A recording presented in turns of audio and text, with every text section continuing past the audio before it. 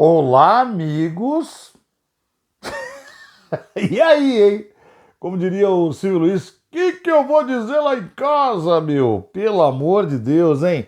Canal Tricolaço com a seleção brasileira, depois de Uruguai 2, Brasil 0.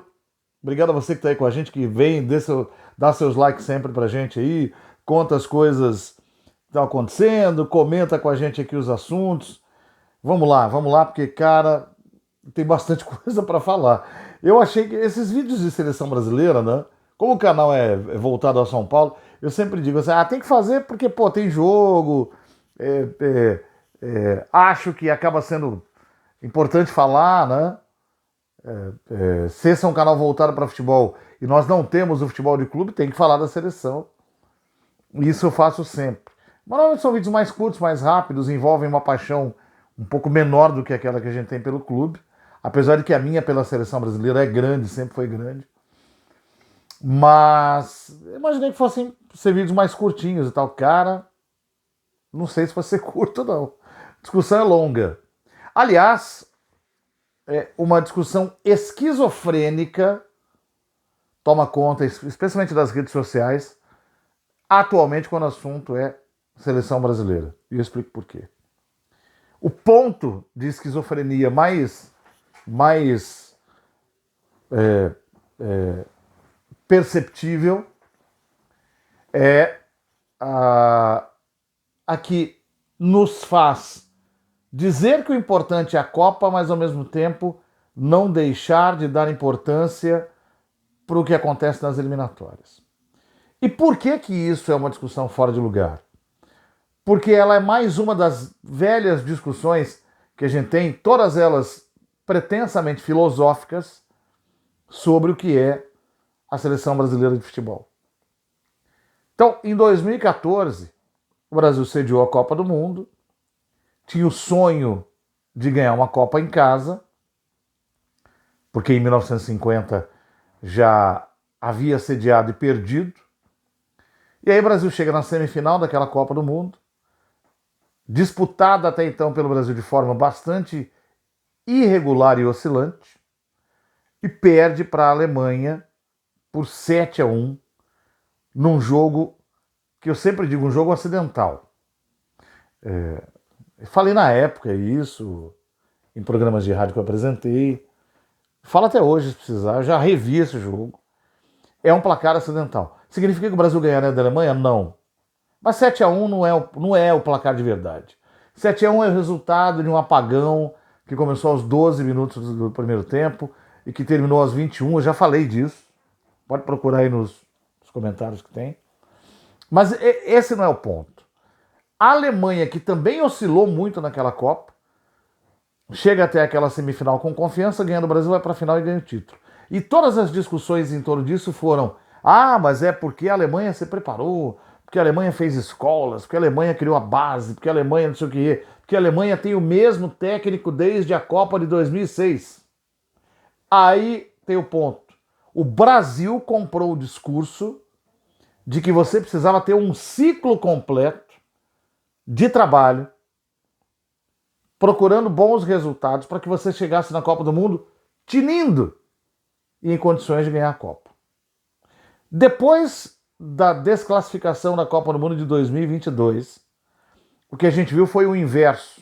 Porque a Copa do Mundo de 2022 foi vencida pela seleção da Argentina, treinada por um técnico que até um ano e meio antes não era nem técnico de futebol, nunca treinou um clube, só treinou a seleção brasileira, a seleção argentina, fez as eliminatórias ali aos trancos e barrancos se recuperando, ganhou a Copa América no Brasil muito aos trancos e barrancos, aquela segunda Copa América, em meio à pandemia, todo mundo lembra. Foi para a Copa do Mundo, se encontrou em 7 jogos, e olha que a Argentina não deu nenhum espetáculo em 7 jogos, nenhum. Ao contrário, perdeu para a Arábia Saudita, passou perrengue para se classificar com a Holanda, enfim, teve pênalti. A gente já sabe, quem viu a Copa sabe. Mas foi lá e ganhou a Copa. O que fica na fotografia eterna é: ganhou a Copa. E desde então, o discurso dominante é: Não importa o que vai acontecer nas eliminatórias, especialmente na América do Sul, porque elas são muito fáceis. O Brasil se classifica com o pé nas costas. O importante é o que vai acontecer nos 7 jogos da Copa. É se acertar naqueles 7 jogos para ganhar a Copa. Por quê? Porque com o Tite, a partir de 2016, o Brasil adotou o regime dos ciclos. Vamos promover um ciclo. Bom, o ciclo foi vitorioso. O Tite treinou o Brasil em 2 eliminatórias e meia e nunca perdeu um jogo. Nunca perdeu um jogo. A última derrota do Brasil para o Uruguai, que ganhou hoje no Brasil, foi em 2015 sob o comando do Dunga. O Brasil só perdeu 2 jogos com o Tite. 2 jogos! Derrota para a Bélgica na Copa do Mundo de 2018, 2-1. Num jogo onde o Brasil foi bem, mas é aquela coisa do futebol. A bola do Renato Augusto não entrou. E a final para a Argentina na Copa América de 2021. Foram as únicas derrotas da seleção do Tite em todo o ciclo de 2016 a 2022. No entanto, o Tite saiu xingado da seleção brasileira por muita gente em 2022, quando ele já sairia. Ele falou que sairia mesmo que o Brasil ganhasse a Copa. Porque, em linhas gerais, é o seguinte: o Tite fez eliminatórias ótimas, mas foi péssimo em 2 Copas. Não foi péssimo. O Brasil de 2018, porque primeiro a gente tem que entrar no contexto de essas 2 Copas apresentaram um nível técnico ruim. Ruim. E em 2018, até sair da Copa, o Brasil era o time que melhor jogava futebol na Copa. Você não precisa acreditar em mim, nem acreditar no que eu estou dizendo. Vá ver os vídeos. Compare com as outras.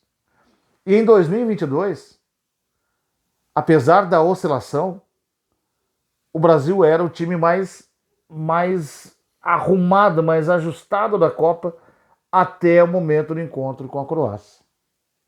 Ninguém estava fazendo uma grande Copa até ali. Pode prestar atenção, pode pegar comentários da época. Ninguém havia dificuldade de dizer esse time aqui é favorito. Não havia.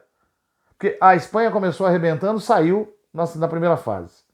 A Alemanha começou muito mal, se recuperou, não deu tempo, saiu na primeira fase. A Inglaterra ameaçou encantar, saiu nas oitavas. O Brasil, que estava bem, saiu nas quartas. A Argentina, que oscilou do começo até o meio, ganhou a Copa.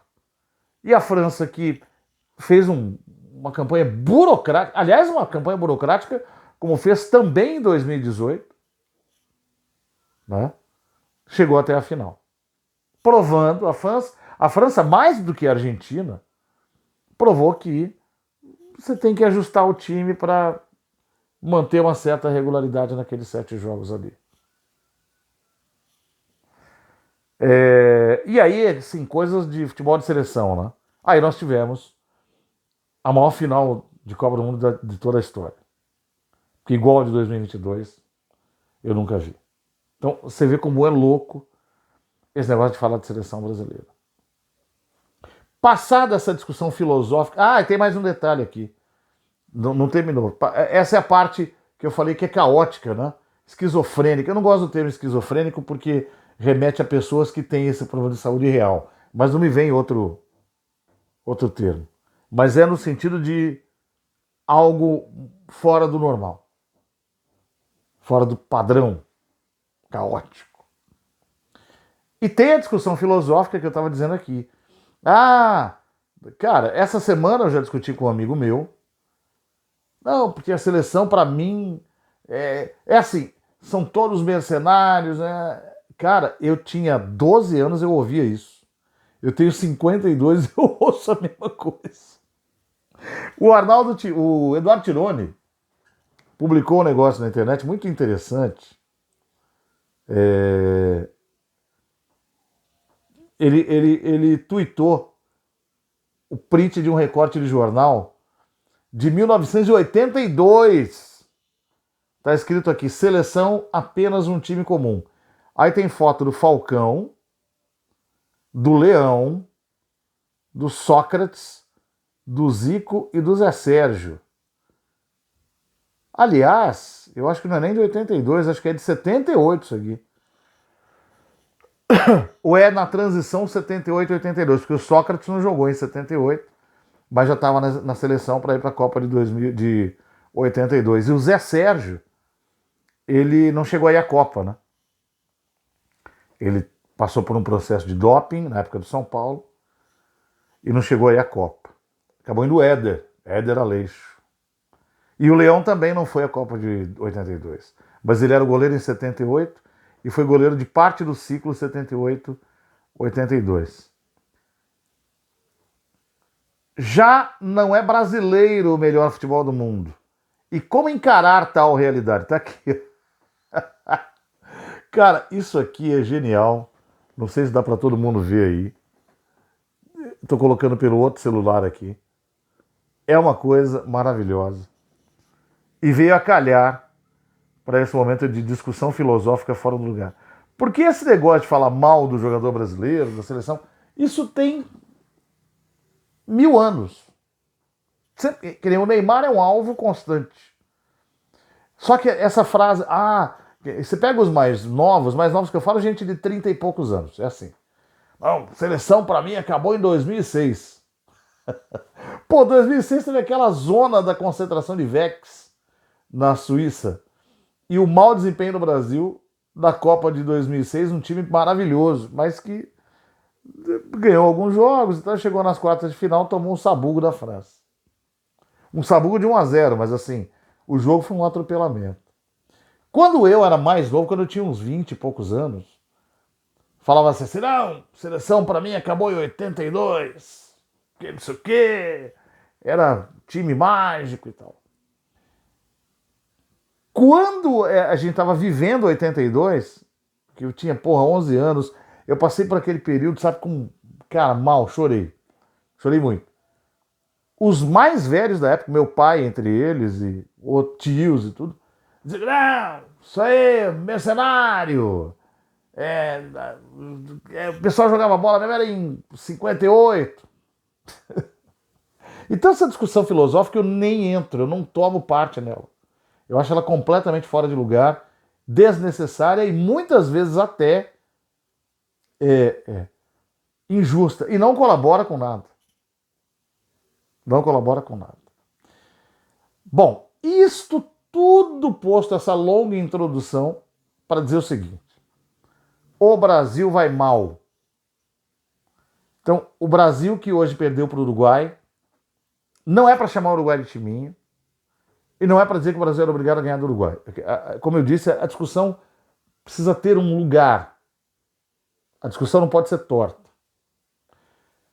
O Uruguai de hoje é um time em reformulação. Ele não é um timaço, mas ele é um time que tem bons valores. O Uruguai tem mais jogadores bons e que hoje fazem sucesso em seus clubes do que a Argentina. Aliás, alguns deles são mais relevantes para os seus times importantes na Europa do que o Brasil. Por exemplo, o Darwin Núñez é um protagonista no Liverpool. Fez o primeiro gol da Argentina, do Uruguai hoje. O Valverde, companheiro do Vinícius Júnior, é um dos protagonistas no Real Madrid, junto com ele, Vinícius Júnior. O Araújo está lá, no Barcelona.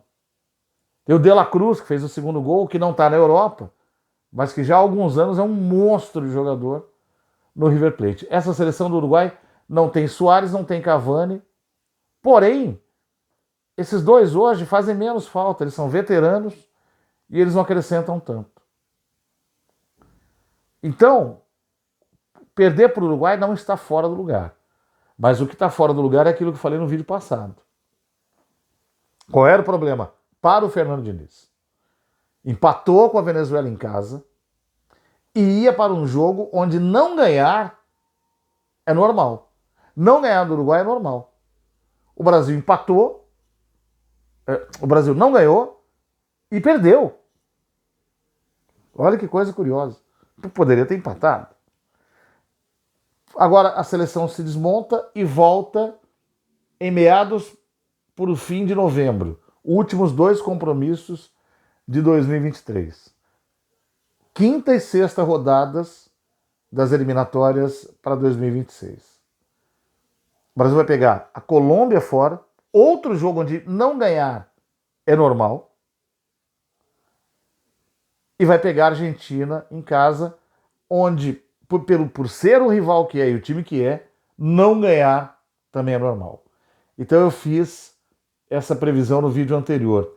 O problema para a seleção brasileira nesta sequência, e esse sim é um teste importante para o Diniz, é que ele podia terminar os 4 jogos completamente queimado no final.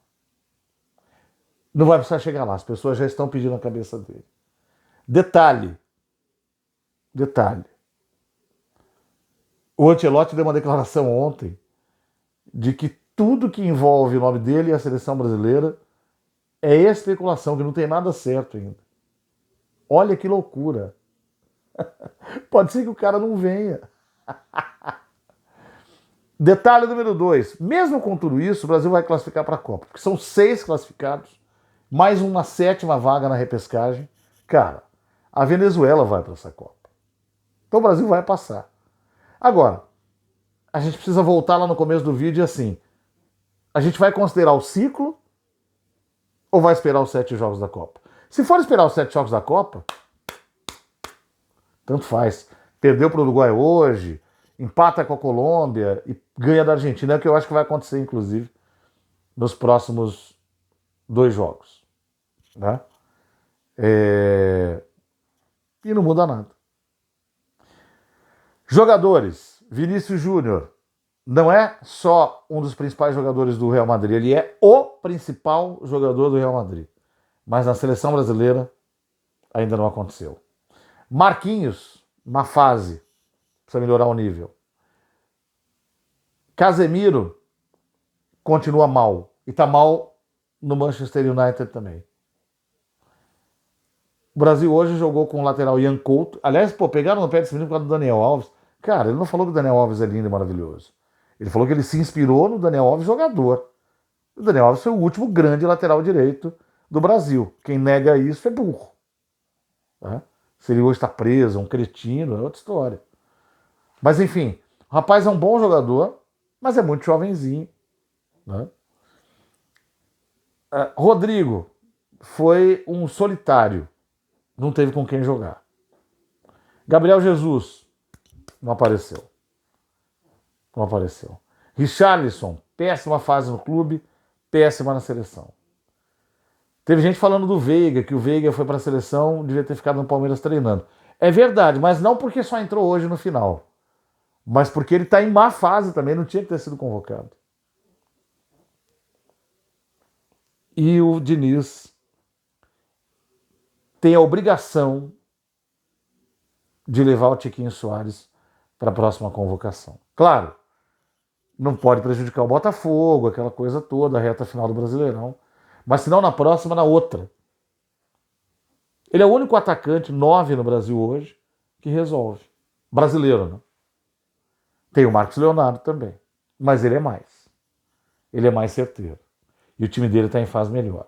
E ele está em fase melhor. Para fechar, Neymar. Bom, foi uma péssima rodada para o Neymar. Quem está falando aqui é um Neymarzete, mas ó, comportamento péssimo contra a Venezuela, aquela coisa de reclamar com cada pipoca, que bobagem aquilo. Irritadíssimo o tempo todo, merecia ter levado o cartão. Aí teve esse episódio que o José Carlos Araújo contou, de que ele teria xingado o presidente da CBF lá. E hoje saiu machucado e até se machucar, não estava mal, mas também não estava bem. Então, é da gente levantar, pelo menos para agora, a pergunta: o Neymar faz falta para a seleção brasileira? Está falando aqui quem gosta do Neymar. Eu sempre achei que ele faz. Mas tem que lembrar o seguinte: o último título vencido pela seleção brasileira Copa América de 2019 foi sem o Neymar. De lá para cá, de 18 para cá, a carreira do Neymar, infelizmente, vem descendo a ladeira. E ele saiu da Europa para jogar na Arábia Saudita. E é revelador o fato dele ter uma barriguinha hoje. Porque ele está num campeonato onde o desafio, a exigência pelo alto rendimento é menor do que nos outros lugares. Então não é que ele não deva ir. Mas eu acho que a gente pode começar a pensar em não ter Neymar em algumas ocasiões. E não depender tanto dele assim. Por esse é isso. Aquele abraço para todo mundo. Amanhã tem jogo do São Paulo. Aí a gente vai falar a respeito das coisas do São Paulo Futebol Clube. Desativada a seleção brasileira. Quando ela voltar, a gente comenta de novo. Valeu, gente!